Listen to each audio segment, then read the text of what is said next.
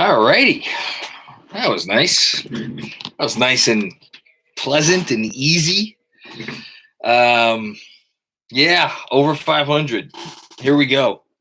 I'm a little bit more subdued than last night just because that was obviously a laugher.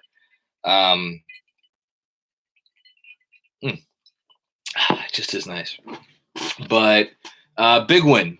I think Clyde said it best a few minutes ago when he was like, this was a trap game. And, I got done watching last night and doing the live stream and the whole thing. And I was thinking about it. I'm like, man, back to back, going to Detroit, team with nothing to play for, but like young guys who were going to try to play hard and the whole thing. When Tibbs yelled Obi. Yeah, that was pretty great.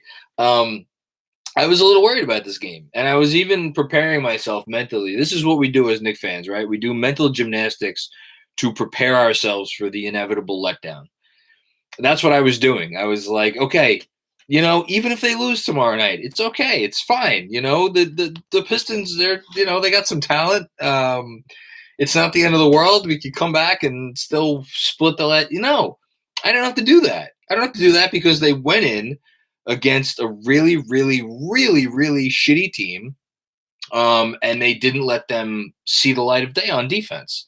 And I spent most of the first half trying to figure out, is it that Detroit's offense is so bad, or is it that the Knicks offense, Detroit's offense is so bad, or the Knicks defense is so good? And I think it was probably 50-50. I think, yes, Detroit's offense is very bad, but at the same time, the Knicks were perfect. And on that end of the court, they were obviously not perfect on the offensive end of the court, but we don't really have to talk about that. And, that's what you do with a team like that. Would it have been nice for them to get up by, 25 in the first half as opposed to waiting to the second half? Yes, but beggars can't be choosers, and we are still the New York Knicks. We are still beggars until further notice. And I am not going to be choosy about this win because it's above 500. It's above 500. We are one game away from being halfway into this season. One game away. And that means at the worst, at the absolute worst, the Knicks will have won as many games as they have lost. After halfway through the season, and barring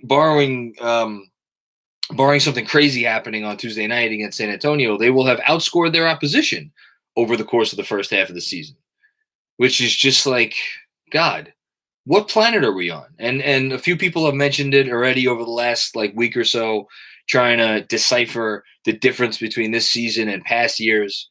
If you look at the past years where they've had hot starts, the net ratings have shown all of those years to be fool's gold. And the net rating this year is not that. It's legit. It is the net rating of a solid, mediocre basketball team. And that's what we are. And man, I have never been as happy to say that. Mazzone, I hope, is it Mazzone or Mazzoni? I'm going to go with Mazzone, the Italian pronunciation, asks, if it was down to Cat or Beal, who would you personally pull the trigger on? Wow, we're done talking about this game already. We haven't even been talking about it for 4 minutes, and already we're getting into fake trades. If it came down to one of those two, if the price was the same, goodness gracious, that's a great question. My gut instinct is Cat, and I say that knowing full well that Karl Anthony Towns has been the worst basketball player than Bradley Beal. Bradley Beal has been a better basketball player over the last year, over the last 2 years, over the last however many years than Karl Anthony Towns. And for all we know, Bradley Beal may always be a better basketball player than Karl Anthony Towns. But Karl Anthony Towns, I still believe, has the potential to be the best offensive big man in the league. I guess outside of Nikola Jokic and I guess Embiid, but Towns could do stuff that even those guys can't do. That said, I would be happy with either of those guys. I do think Cat raises their ceiling a little bit more though. And if Tibbs was willing to sign off on Cat, I'd be willing to sign off on Cat too. I think it's a great question though. So let's talk about the minutes. because look, as everybody in here knows, I have made it a cottage industry to defend Tom Thibodeau against all comers who would dare criticize him this season.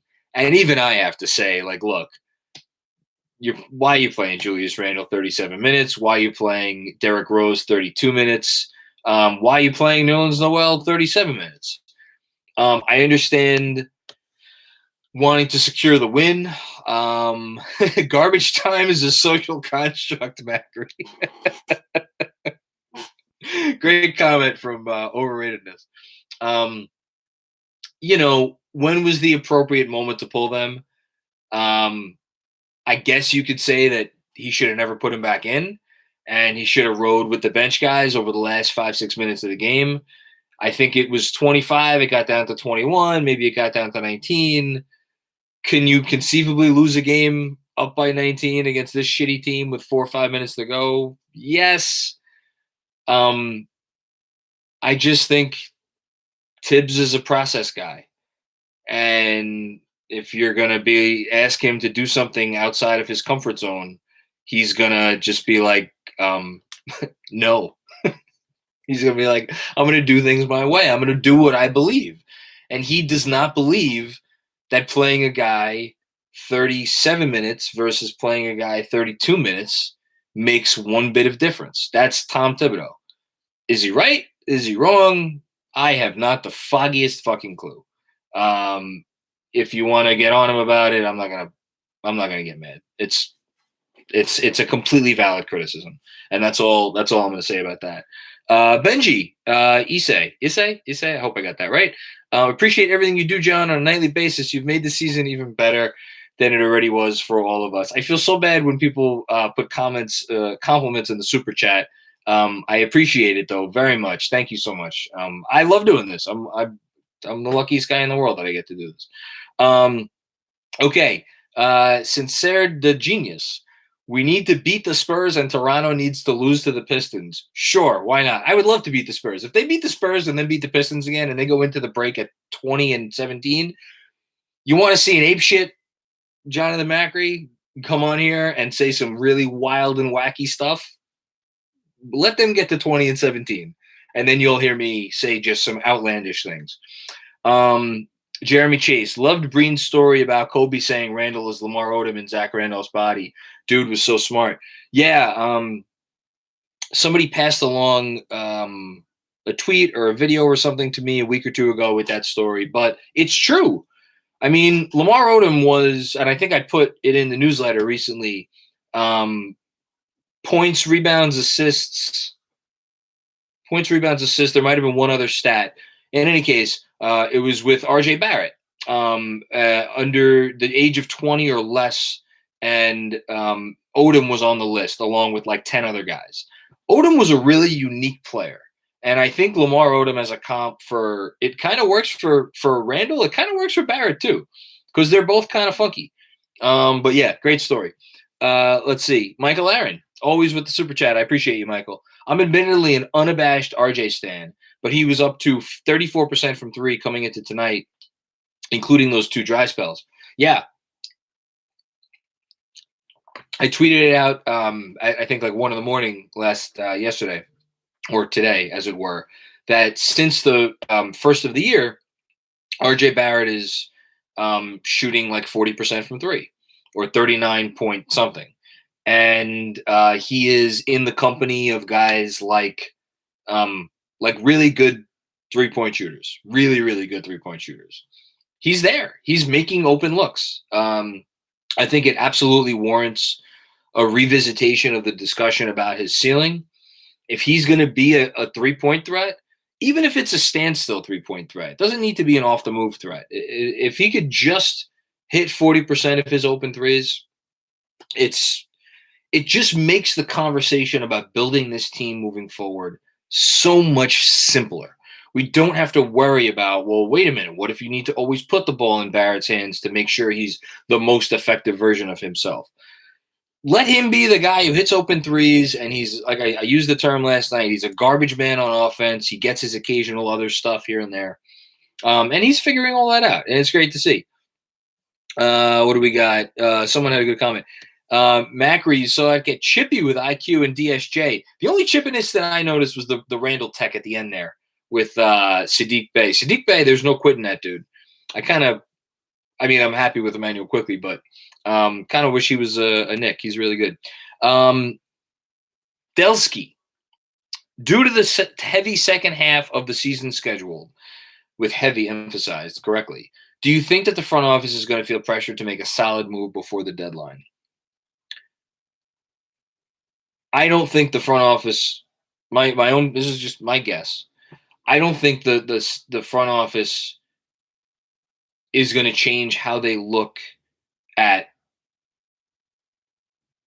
potentially making this team better based on anything else. I think once this team established early on that they were competitive and that they were going to be competitive for the entire year, and the longer this has gone on, I think it just continues to embolden the front office that if there is a smart move that we could make now that will improve us right now, as long as it doesn't sacrifice too much of the things that matter to us long term, we're going to make it. My bigger thing is I don't know where that move is. And I feel like I always come on here and I talk about the same names, Oladipo and Lonzo Ball.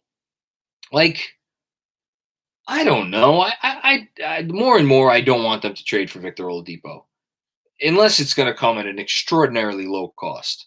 I don't want them to trade for Victor Oladipo. Ball is more interesting to me. Oladipo, I'd rather wait till the offseason because I don't know how much he helps them right now. But it depends on the price. It always depends on the price. But yeah, I think they'll look. I think they'll kick the tires. Let's see. I'm going to go chat heavy tonight because there's really not that much to talk about from this game. I'm trying to think. Is there anything else I should mention? Barrett obviously had a wonderful night, aside from just the open threes, not open threes, the threes that he hit. Julius Randle. When do we start having the All-NBA conversation? Now that we're done having the All-Star conversation, when do we begin having the All-NBA conversation? Like, is he in the discussion for All-NBA third team? If he keeps this up for the entire year and the Knicks get, getting way ahead of myself now. See, I'm already getting ahead of myself. I didn't even need to get to 20-17. Getting way ahead of myself. They beat the fucking Pistons tonight. I'm talking about All-NBA. But just for shits and giggles. If this keeps up, both team-wise and Randall-wise, yeah, I think he should be in the All-NBA third team conversation. He's not going to get in. He's not going to – top 15 players in the league is like, my goodness. But he should be in the conversation. He's been that good, and he showed it again tonight. He had 25 points on 18 shots, 3 of 6 from 3, 8 rebounds, 6 assists. Just great night. Unheralded, perhaps, although I thought his performance stood out. Nerlens Noel,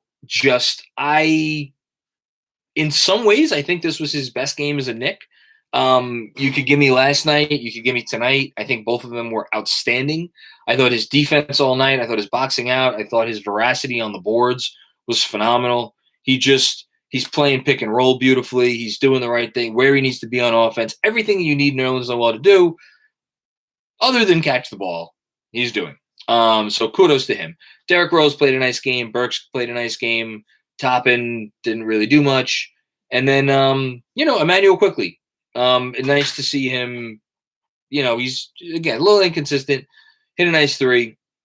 I thought he was fine. Frank didn't really do much, but it was fine. His minutes were fine. Last thing. We didn't see Kevin Knox. I would have liked to see Kevin Knox. It would have been nice to see 5, 8 Kevin Knox minutes, but listen, he is where he is in the rotation, and I'm not gonna go crazy about it. Did I miss something in the super chat? Let me see here. I don't think I did. Okay, what else we got? I saw Colin just put something. The last guy to put up Noel's stat line was, thank you, Colin Lauren, Omari Stoudemire in 2011. How you doing? Pretty good. Yellow Beast Mode. Any chance that Derrick Rose is the new starter anytime soon? Man. Oof. Let's see how they play against San Antonio. I don't think Peyton's going to be back. I don't think Peyton's going to be back until after the All-Star break. So, we'll see. But Frank didn't do himself any favors tonight because he kind of had a fine night, nothing crazy. I thought the bench in general the last couple of games has been a little, not so great. So, I don't know. I wonder actually overall, since Alpha's gone out with this injury, has it hurt his stock? Has it helped his stock? Somewhere in between? I think probably hurt overall, but I want to see some more. How would you feel about Drummond? Bad. I don't want Andre Drummond anywhere near this team. We're going to need Frank on Murray. Yeah, I think, Frank's, again, tonight, he got a foul called on him on a play where he's susceptible sometimes. But overall, yeah, I would like to see him on Murray tomorrow or on Tuesday night. Breen, apparently, was not listening to the audio for some of this game because my wife wanted to watch the Golden Globes, so I had this on the old laptop. If Breen said he thought Peyton could play Tuesday, though, I'll trust Mike Breen, certainly. Devilison, you think we could re-sign Burks and Noel? Yeah, absolutely, 100%. And I think they should look to re-sign those guys. Those are two guys who that's how you build something in the NBA. And I don't want them to keep bouncing around from free agent to free agent to free agent. At some point, get one of these guys and sign them to a 2 or 3 year deal at a nice number. What's the right number for Noel? I don't know. $5 million a year, $6 million a year, $7 million a year. Does he want to sign for 3 for 21? Does Alec Burks want to sign for 3 for 21? I feel like both of those guys are worth around that amount. Probably don't need to give him maybe that many years, but maybe you want to keep him around for a while. They're both the right age. I would do that in a second. Absolutely. Someone asked about Julius Randle extension conversation. And someone else asked about Terrence Ross. For the Terrence Ross thing, check tomorrow's newsletter. And for the Julius Randle extension conversation, check out the podcast dropping tonight with Jeremy, where we got into the nitty-gritty weeds about Julius Randle's potential extension. 6 apiece for both of them. I think that's fine, 6 or 7. Mensa Smith, no need to sign Noel and Burks when we have 2 first-round picks in this year's draft. I don't think those things are mutually exclusive. I think you can go ahead and you could get some good contributing players, but you want to keep good basketball players on your team who want to be here and who seem to thrive in your system. Imad Khalil. John Smile, we're a good team. Our guys have all bought in. They're playing their hearts out for us. All we can ask for. Listen, I'm beaming on the inside. I'm trying to play it a little subdued tonight because it was the Pistons, and the Pistons are not very good. And, they didn't play their best. The Knicks didn't play their best game. But trust me, this is a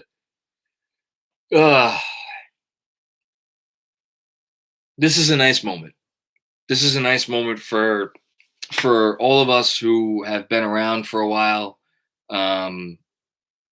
I've said it before. I've been watching this team pretty religiously since 1993, since I was 10 years old. And the 90s were wonderful. And then since 2001,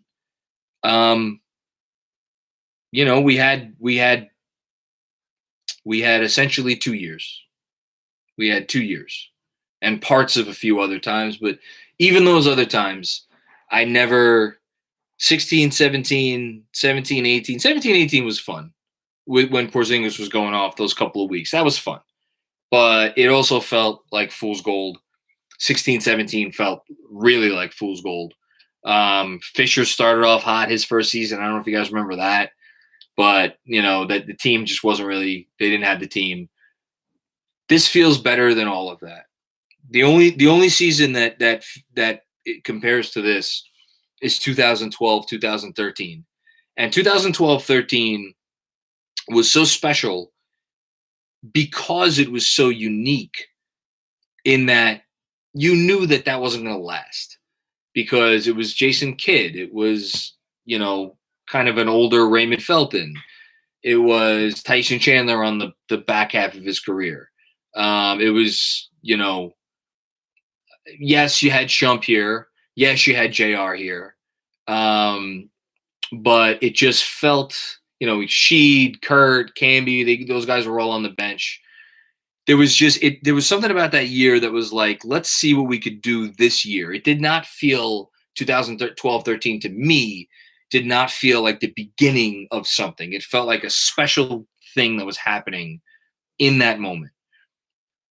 This, to me, feels different because you just look up and down at the ages of the players on this roster and like the team control and the fact that like RJ Barrett's going to be here for as long as they want to keep RJ Barrett here for. Mitchell Robinson is going to be here for as long as they want to keep Mitchell Robinson here for. Emmanuel Quickly, obviously, the guy's a rookie. Toppin and Julius Randle. Again, I don't want to step on the discussion that's going to be on tomorrow's podcast, but like they're going to be able to make Julius Randle a really, really competitive offer for an extension this summer to keep that dude in New York for the next 5 years. Are they going to do it? Is he going to take it? I don't know, but this feels like the start of something, and it feels like this is what we've been waiting for as fans for almost 30 years. I wasn't around for when that 90s team was just in the early stages in the late 80s as they were building up. And obviously, we don't have a Ewing here. And I'm not going to put Julius Randle in the same breath as Patrick Ewing. I would not do that. But he's a real guy. And RJ's a real guy. And I'm really excited. This is a great night. It's a fun night. And we should all smile. You're absolutely right.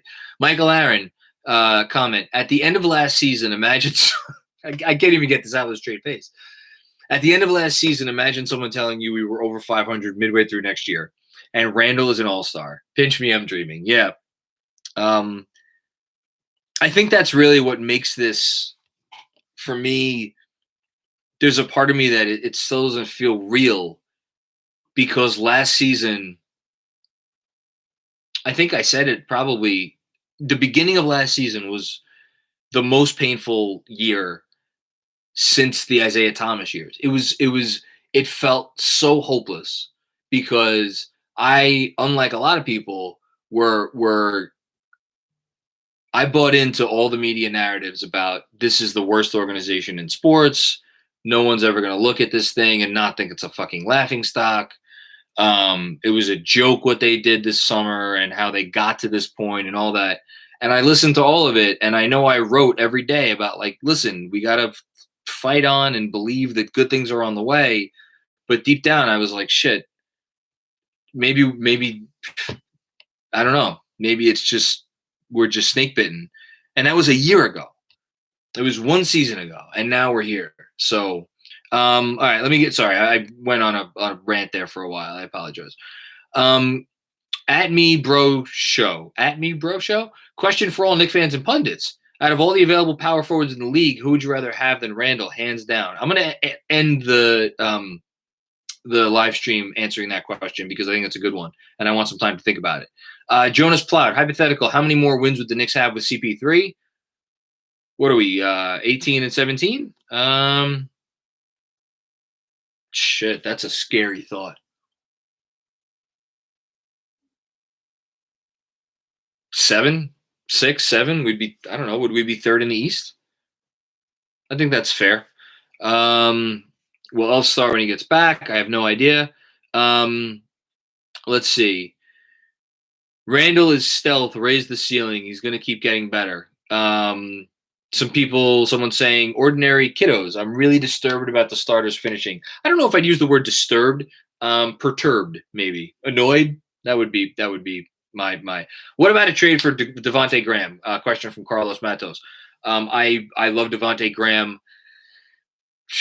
I'm not sure what Charlotte would want, and Charlotte is in the thick of the playoffs, so I'm not sure why they would give him up. We got a hypothetical trade from Kareem Assur. Mitch plus Knox plus both Dallas picks plus the 21 Knicks pick plus a 22 swap for Beal. Fair or not? Oh God.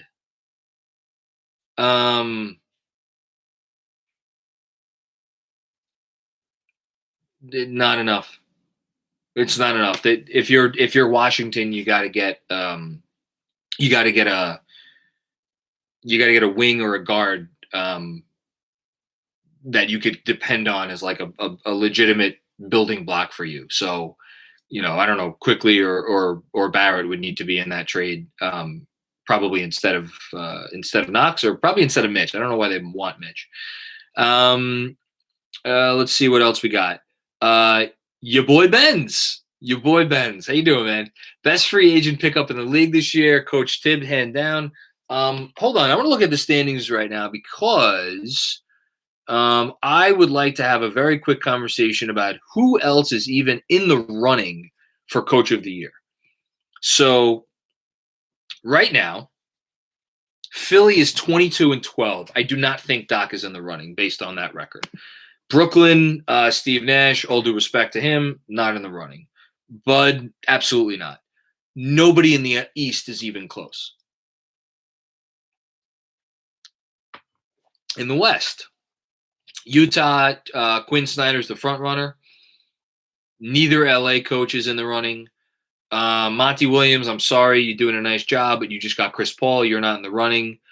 Pop, they're not going to give Pop the award at this point, especially they're due for a step back with their net rating. Portland, Terry Stotts, no.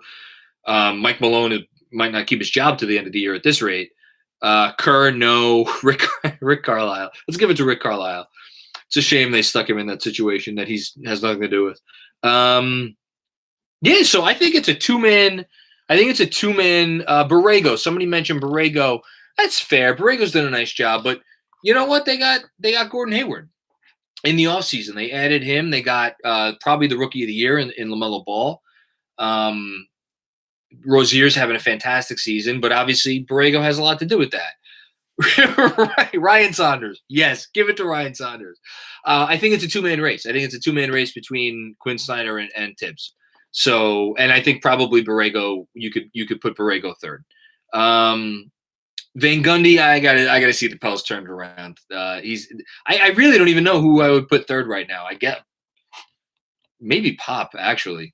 He has them 17-12, probably Pop. Let's see what else we got. How much better would we be with Halliburton instead of Obi? Honestly, I'm not sure they'd be all that better, because I think if they had Halliburton, I don't think they're drafting Emmanuel Quickly. I think if they had Halliburton, they're probably drafting either like Zeke Naji, or did Zeke Naji go the pick ahead? I forget. One of them, somebody went but I think whatever. They were maneuvering down there in the 20s. I think they would have ended up with a big man if they had drafted Halliburton at 8. And if you put Halliburton on this team in place of Quickly, I'm actually not sure Halliburton makes as much sense as Quickly for this team. I think Quickly, you could have the conversation about which one of those two rookies has been better, but I think for this Knicks team, I think Quickly has been better. So I actually don't think, if you want to tell me in a magical world they got Halliburton and Quickly, how much better would they be? I don't know that it would make that big of a difference. I'm not sure where, because they wouldn't be starting Halliburton.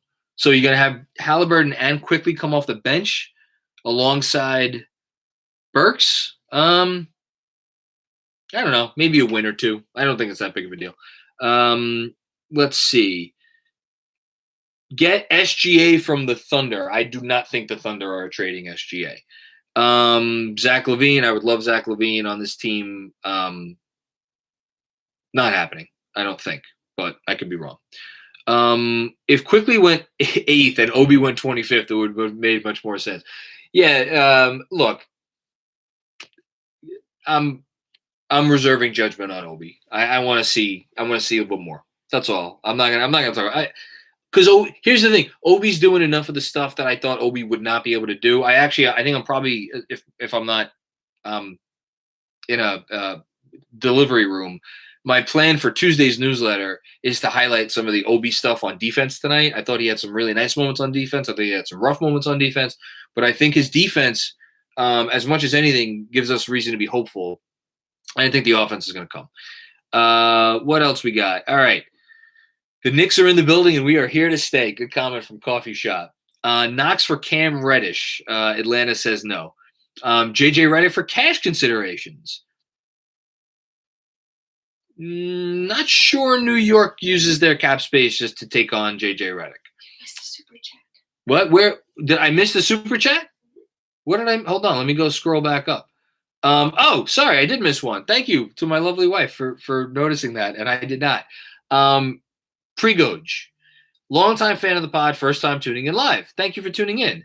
Congrats on the forthcoming new Knicks fan. Oh, thank you so much. Go Knicks. Free Frank. Michael Rappaport sucks. Yes, he does. Best comment of the night. Thank you for that. We appreciate it. Seriously, thank you to everybody for the super chat. Thank you everybody for coming and watching and for the regular chat stuff. Do you think we need a trade this season? No, I don't think we need a trade this season. There's continuity. Continuity is a beautiful thing. This team has something going for it. I just love it, and I want to see them ride it out. But here's the thing: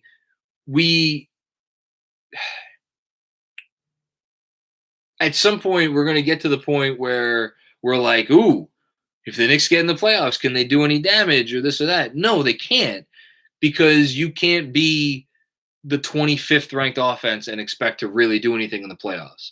And so unless they make a trade, I do think if they do make it to the playoffs, I think it'll be a very short-lived stint. If they actually made a trade for an offensive upgrade, and again, I don't know what that would be, then maybe it's a different conversation. Corner 3 comment in the super chat. Thank you. It's important the Knicks just don't make stupid moves. And we should be able to build on this year. Shout out to all the Knicks fans. Yes, shout out to all the Knicks fans. I agree with that.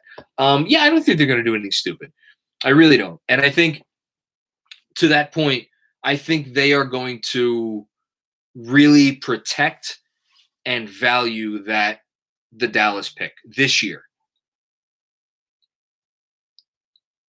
And the reason I think they're going to protect and value the Dallas pick this year is that while I don't think their pick plus the Dallas pick is going to be enough probably to get them into the top 5 without including a future first, maybe those two with a future first, maybe that's enough to get them into the top 5. I doubt it. But even if they can't trade into the top 5, I think that there's a chance that they may target someone in like the top 10 where they may want to keep that Dallas pick as ammunition to try to jump up, 4, 5, 6 spots.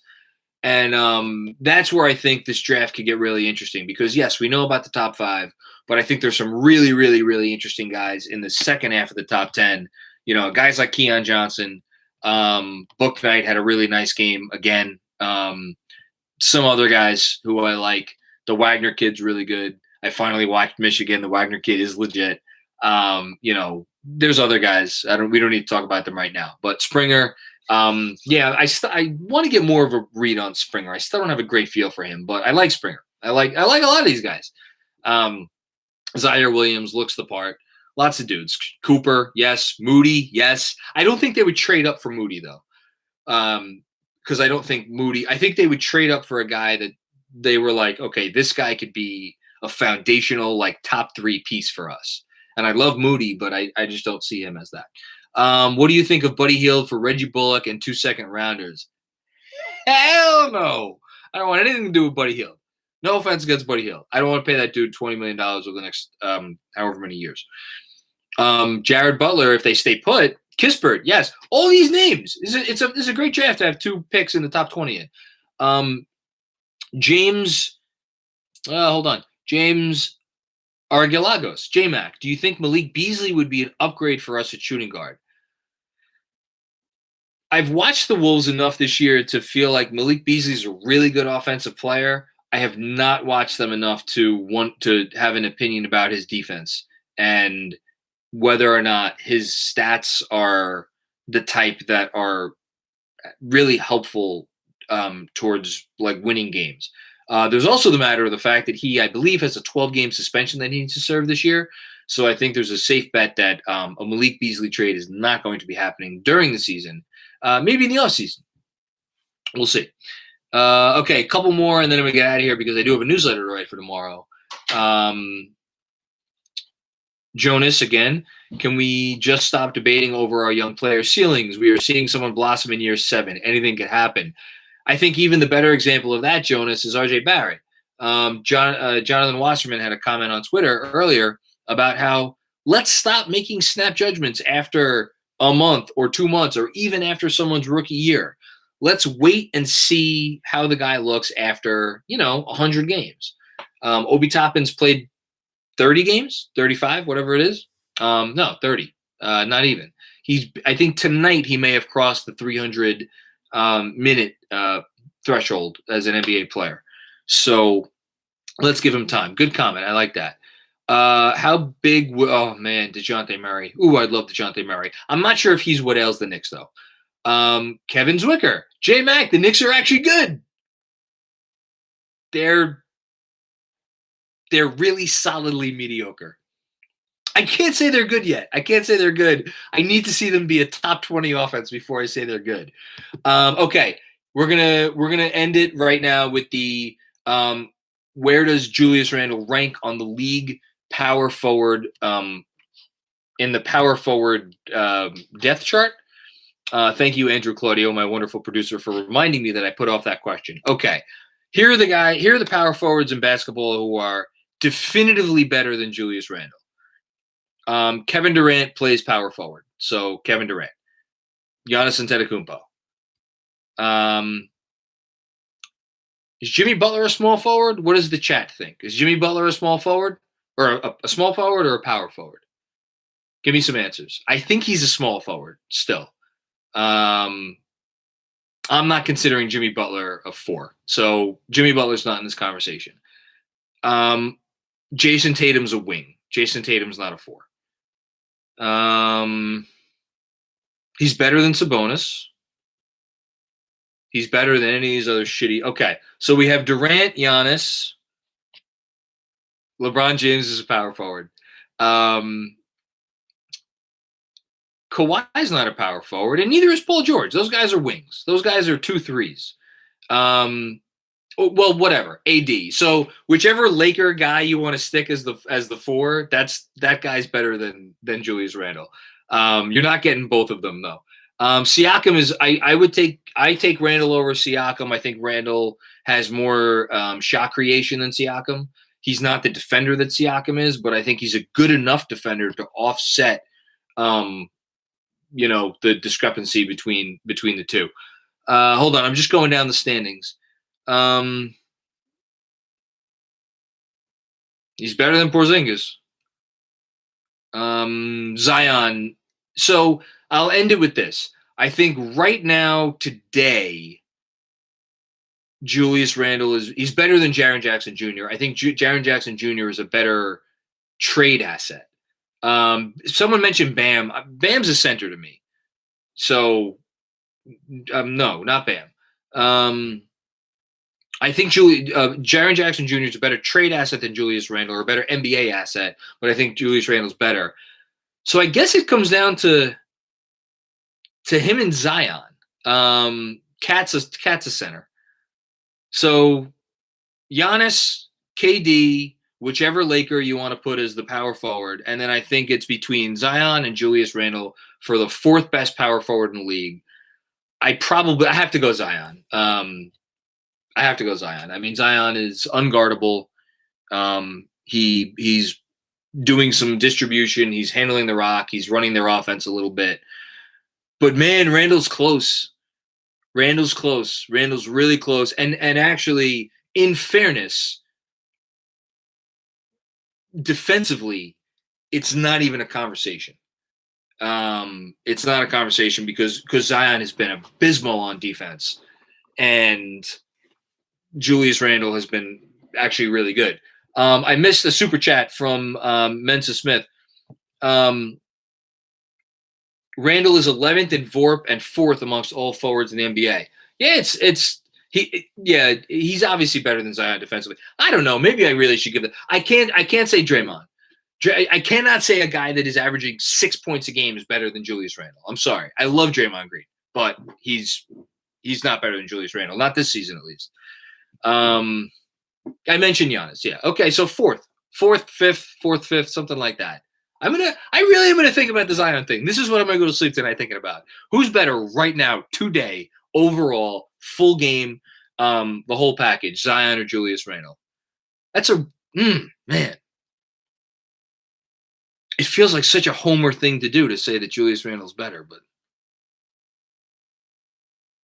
this is gonna eat at me. This is how deranged I am. I'm gonna think about this shit for the next 2 hours. All right. This was a lot of fun. Thank you for the great questions. Yeah, this has been great. The Knicks are over 500. Let's enjoy this one for the next 48 hours. Spurs are going to be a tough opponent on the road. Oh no, wait, no, sorry. Are the Spurs on the road or the Spurs at home? Hold on, let me look at my handy dandy. Yes, the Spurs are on the road. So yeah, that's gonna be a tough one. But we got a shot. We got a shot every night because we play defense. So that's really cool. All right. Check out the podcast. Don't forget to leave us a rating, hit thumbs up for your boys, me and Claudio. Anything else? I think that's it. Over 500, baby. Here we go. Giddy up. I'll see everybody later. Thank you, guys.